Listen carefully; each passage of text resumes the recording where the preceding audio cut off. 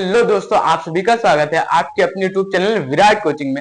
आज हम लोग एनसीईआरटी क्लास 4 मैथमेटिक्स चैप्टर 6 पढ़ेंगे। पहले 5 चैप्टर तो हम इसके कंप्लीट कर चुके हैं। अगर आपने वो नहीं देखा तो जाके उसे देख लो, डिस्क्रिप्शन में मैं लिंक डाल दूंगा, उसमें जाके देख लेना वो वीडियोस। अब हम देखते हैं इस चैप्टर में हम क्या सीखेंगे।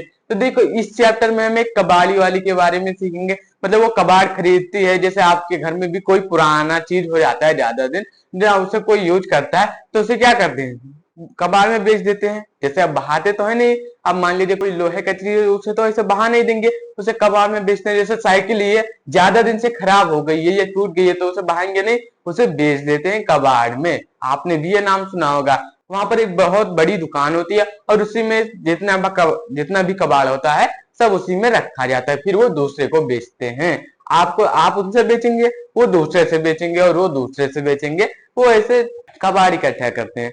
और इसमें हम देखेंगे कि क्या कितने रुपए में होगा। मान लिया जाए कि अखबार पुराना हो गया, आप उसे बेचना चाहते हैं, तो वो उसका कितने रुपए लगाएगा, लोहा का कितने रुपए लगाएगा, ये सब भी हम इस चैप्टर में सीखेंगे। तो चलिए हम शुरू करते हैं और देखते हैं इस चैप्टर में हमें क्या क्या सीखने को मिलेगा। देखो यहाँ पर कबाड़ी वाली है, ये देखो कबाड़ी वाली नाम है। कबाड़ी वाली यानी कोई लेडीज है, उसी की बात हो रही है, औरत है। अगर कोई लड़का होता है या पुरुष होता है तो उसे क्या बोलते हैं, कबाड़ी वाला बोलते हैं, इसलिए यहाँ पर कबाड़ी वाली बोला है। अब देखो क्या है कबाड़ी वाली, ये देखो किरण सुमित्रा कबाड़ी की दुकान। देखो यहाँ पर देखो कैसे सब सामान रखा रहता है, सब कबाड़ की तरह एकदम रखा रहता है। यहाँ पर देखो टायर रखे हुए हैं, यहाँ पर इधर सामान रखा, इनकी एक दुकान है, उसी में अपने पूरा सामान रखती है। जैसे जो जगह जगह जाके बटोरते हैं ना कबाड़ वाले, तो उनसे ये कबाड़ खरीदती है, ये दूसरे को बेचती है। अब देखो, क्या तुम कभी किसी कबाड़ी वाली से मिले हो? क्या आप कभी किसी कबाड़ी वाली से मिले हैं? आपने नहीं मिला होगा, मैंने मिला है। अगर नहीं मिले हैं ना तो एक बार मिलना जरूर। देखो, जो कबाड़ खरीदती है और बेचती है, जो कबाड़ खरीदती और बेचती हैं, यानी कबाड़ खरीदती हैं और इन्हें फिर दूसरे दुकानों पर बेचती हैं। इनसे जिनकी बड़ी दुकानें होती है वहां पर बेचती हैं, जिन्हें इन्हें अच्छा दाम मिल जाता है, अच्छे रुपए उसके मिल जाते हैं कबाड़ के। फिर देखो, यह किरण की सच्ची कहानी है, जिसकी पटना में कबाड़ की दुकान है। या किरण नाम की एक महिला है, उसकी एक सच्ची कहानी है। और इसकी दुकान कहाँ है? पटना में। अब पटना कहाँ है? ये बिहार में, बिहार की राजधानी पटना, ये वहीं पर दुकान है किरण की। फिर देखो, ये रही किरण, ये किरण बोलती है, ये किरण है, ये बोलती हैं मैं गांव के एक हिंदी माध्यम स्कूल में पढ़ी हूँ।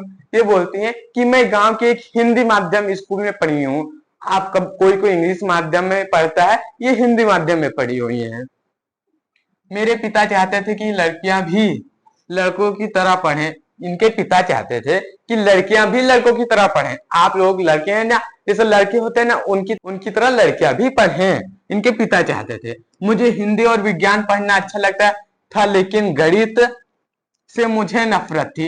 इन्हें हिंदी और विज्ञान पढ़ना अच्छा लगता था, लेकिन गणित से इन्हें नफरत थी। आपको कौन सा सब्जेक्ट पसंद है, आपका फेवरेट सब्जेक्ट, उसे कमेंट बॉक्स में बताइए। मेरा फेवरेट सब्जेक्ट तो मैथ है, गणित है, लेकिन इन्हें गणित से डर लगता था।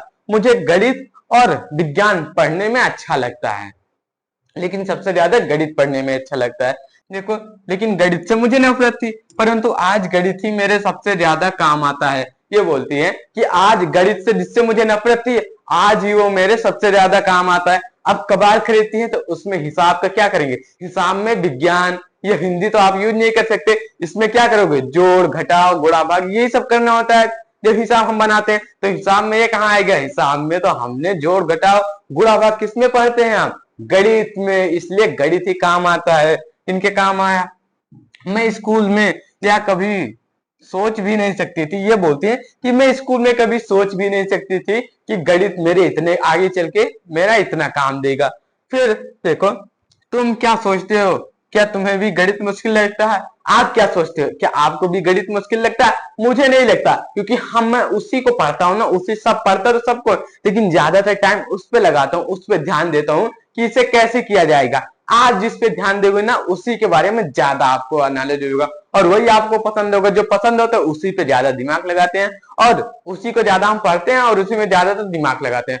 और मुझे मैथ पसंद है, यानी गणित, तो मुझे मुश्किल नहीं लगता। क्या तुम्हें भी गणित मुश्किल लगता है? नहीं, मुझे नहीं लगता। अब मान लीजिए कि किसी किसी को गणित पसंद नहीं होता है, गणित बहुत मुश्किल लगता है उन्हें, लेकिन उन्हें विज्ञान पढ़ना बहुत अच्छा लगता है और हिंदी पढ़ना बहुत अच्छा लगता है, इंग्लिश पढ़ना बहुत अच्छा लगता है। लेकिन कभी कभी क्या होता है ना कि कोई सब्जेक्ट एक हमें बहुत पसंद होता है और एक जो नहीं पसंद, बिल्कुल पसंद ही नहीं होता है। तो मुझे गणित मुश्किल नहीं लगता क्योंकि मैं गणित ही पढ़ता हूँ, आप लोग को गणित ही पढ़ाता हूँ। तो आप लोग भी, आपको जो पढ़ना है ना गणित, आप या विज्ञान जो पढ़ोगे उसी के बारे में आपको उससे ज्यादा मुश्किल नहीं लगेगा, क्योंकि उसी को आप पढ़ोगे तो मुश्किल यहाँ लगेगा, वो तो आसान बन जाएगा। अब फिर देखो, तुम्हें गणित की पुस्तक में सबसे कठिन क्या लगता है? आपको गणित की पुस्तक में सबसे कठिन क्या लगता है? भाग, गुणा, जोड़, घटाओ, क्या लगता है इसमें से आपको सबसे मुश्किल? बताओ क्या लगता है, जो आपको लगता है जो सबसे मुश्किल लगता है उसे यहां पर लिखिए। अब हम देखते हैं तुम्हें उसमें सबसे आसान पार्ट कौन सा लगता है। अब तुम्हें सबसे आसान पार्ट कौन सा लगता है उसे यहां पर लिखना है। जैसे यहाँ पर जो क्या सबसे कठिन पार्ट लिखना है वो कौन सा लगता है यहाँ पर लिखना है, जो सबसे आसान लगता है उसे यहां पर लिखना है आपको। अब देखो, जब मैं छोटी थी तब मेरे पिता की एक दुर्घटना में मृत्यु हो गई। एक रहते जी, ये जब छोटी थी ना तो इनके पिता की एक दुर्घटना में मृत्यु हो गई थी। फिर इसलिए मेरी माँ को दूसरों के घरों में नौकरानी के रूप में काम करना पड़ा। इसलिए इनकी मम्मी को, इनकी जो माता जी थी मम्मी, इन्हें नौकरानी की तरह दूसरों के घरों में काम करना पड़ा। अब क्योंकि घर चलाना था, पापा तो रही नहीं, तो घर चलाने के लिए तो क्या किसी कहीं ना कहीं काम करेंगे ही, इसलिए वो घर में मतलब नौकरानी के रूप में काम करने लगती है। जैसे घर में नौकरानी के रूप में क्या मिलता है, पोछा लगाते हैं या खाना बनाते हैं, ये सब काम मिलता है। हम बहुत मुश्किल समय से गुजरे, ये बहुत मुश्किल समय से गुजरे क्योंकि इन्हें परेशानियां उठाने लगी। पिता थे नहीं इनके, पापा थे नहीं, इसलिए इन्हें और इनकी मम्मी को बहुत परेशानियों से ये लोग गुजरे थे। फिर मुझे कक्षा 8 के बाद स्कूल छोड़ना पड़ा है, इन्हें कक्षा 8 के बाद स्कूल छोड़ना पड़ जाता है। फिर मैं और आगे पढ़ना चाहती थी लेकिन मेरी माँ ने मेरी शादी कर दी। ये कक्षा 8 तक तो पढ़ी, उसके बाद इनकी पढ़ाई छूट गई। ये आगे पढ़ना तो चाहती थी लेकिन इनकी मम्मी ने इनकी शादी कर दी, इनकी शादी कर दी। मेरे पति का परिवार एक कच्चे मकान में रहता था।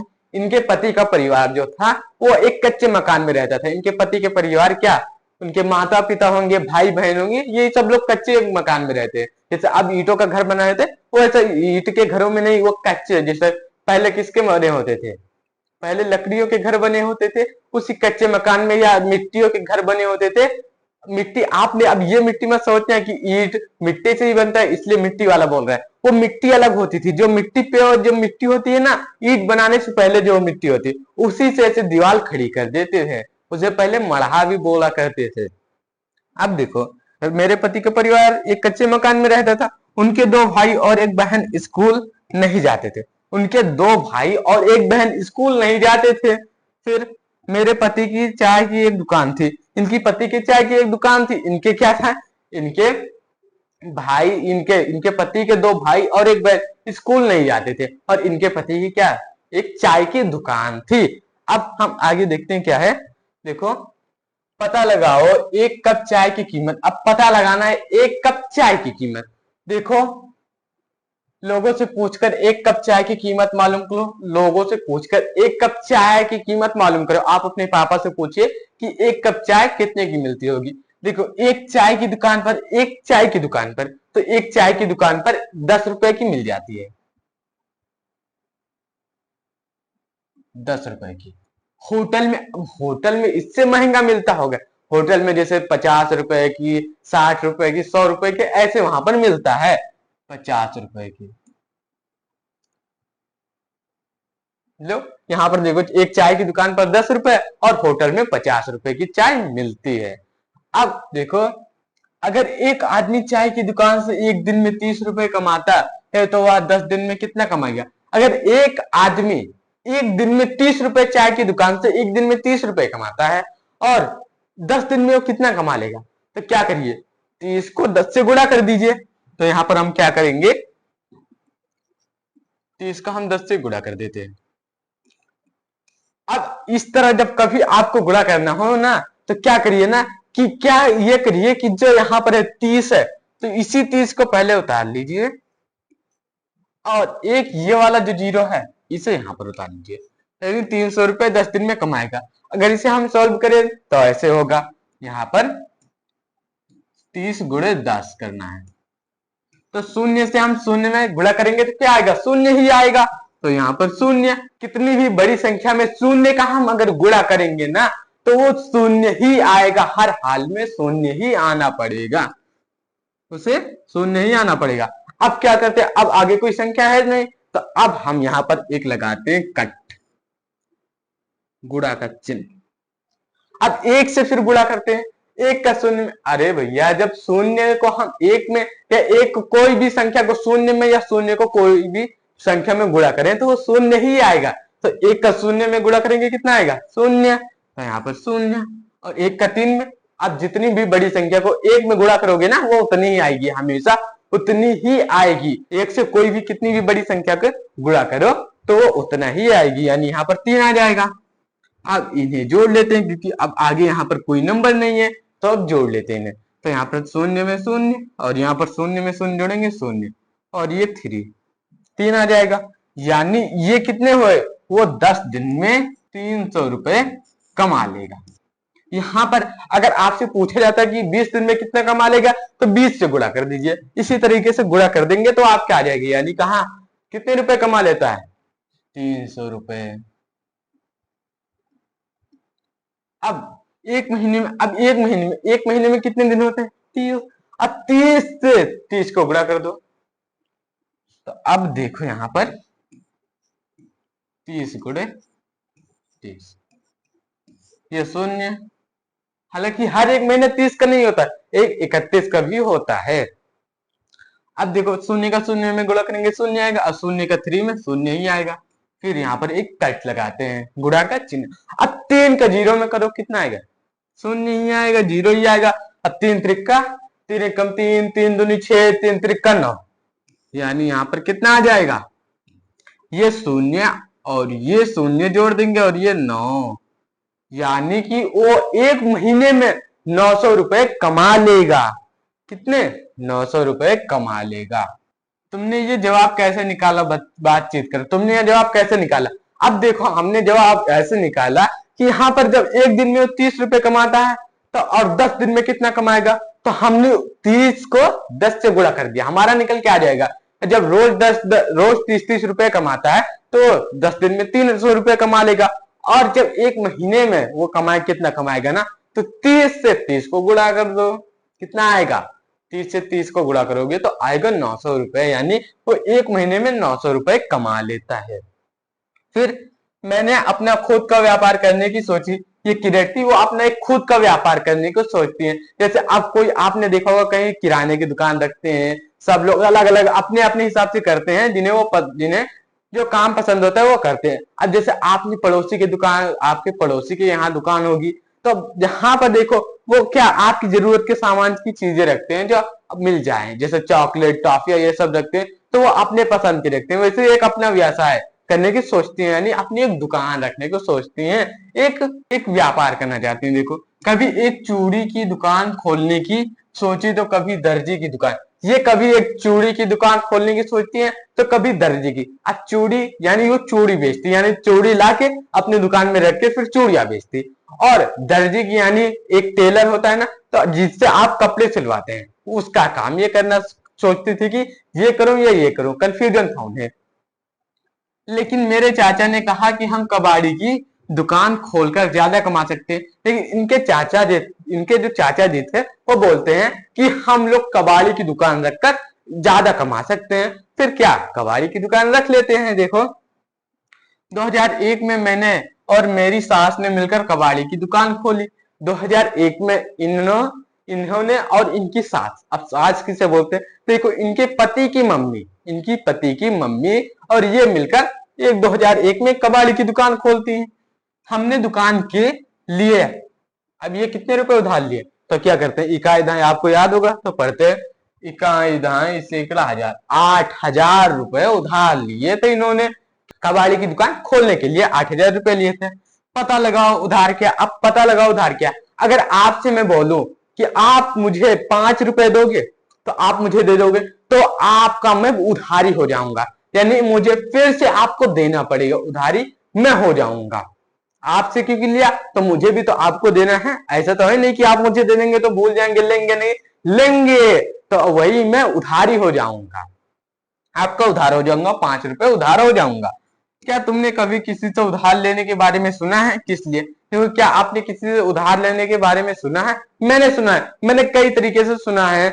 स्कूल फीस मान लीजिए कि उनके घर में उस समय नहीं है पैसे, तो वो दूसरे से ले लेते हैं, बाद में जब उनके घर होता है तो वो दे देते हैं। इस तरीके से और कई कई जगहों पर मैंने देखा है। आपने भी देखा होगा उधार लेते हुए किसी को।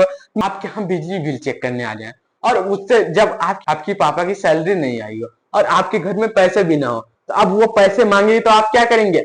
आप दूसरे से उधार लेके देंगे, आपके पापा दूसरे से उधार लेकर देंगे, फिर बाद में जब आपके पापा की सैलरी आ जाएगी फिर लौटा देंगे। इसे ही उधारी बोलते हैं कि हम कोई से ले लें, पैसे ले उधार, फिर बाद में लौटाएं, उसे हम उधारी बोलते हैं। देखो यहाँ पर किस लिए लिया गया उसे यहाँ पर लिखे, कितना उधार लिया गया था। अब कितना, कितने रुपए उधार लिया गया। आपके यहाँ बिजली बिल चेक करने आए थे ना, तो उसमें मान लीजिए 10,000 रुपए निकला आया, तो यहाँ पर 10,000 लिखिए, इकाई दाएं सेकना हजार 10,000। और यहाँ पर बिजली बिल, बिजली बिल के लिए कितने, 10,000 रुपए। कितना पैसा वापस किया गया। अब कितना पैसा वापस किया गया, कहीं कहीं ज्यादा रुपए भी लेते हैं, उसे सूद पर हम बोलते हैं। तो कितने रुपए वापस किए गए? जैसे आपके पापा ने तो उतने ही वापस कर दिए होंगे, क्योंकि उन्हें जानते पहचानते होंगे, तो वो उतना वापस कर दिए होंगे, यानी 10,000 रुपए वापस। अगर आप ये बैंक से लोन लोगे ना, तो आपको ज्यादा रुपए देना पड़ेगा उन्हें, यानी आप जितने रुपए उनके हैं ना वो तो दोगे ही। एक उसमें क्या रहता है, उसमें एक किस्त बन जाती है कि एक महीने में आपको इतना देना है।